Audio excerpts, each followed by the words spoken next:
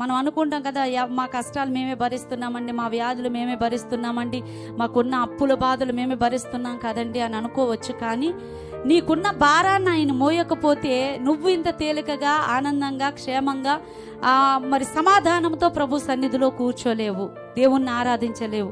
అంటున్నాడు కదా, 1 పేతురు పత్రికలో అంటున్నాడు 5వ అధ్యాయంలో, మిమ్మును గూర్చి ఆయన చింతిస్తున్నాడు గనక మీ చింత యావత్తు కూడా ఆయన మీద వేయుడి. మనల్ని గూర్చి ప్రభు చింతిస్తూ ఉన్నాడు.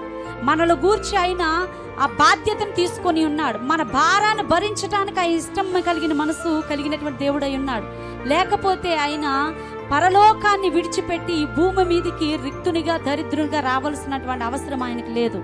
మనల్ని గూర్చినటువంటి చింత, మనల్ని గూర్చినటువంటి వేదన, మనల్ని గూర్చినటువంటి ఆవేదన ఆయనకున్నది కనుకనే సమస్త మహిమను విడిచిపెట్టి ఈ భూమి మీదకు వచ్చి దీనుడిగా, దరిద్రుడిగా మరి మన కొరకు సమస్తాన్ని ధారపోసి ఆయన శిలువ మరణం పొందినట్లుగా మనం చూడగలుగుతూ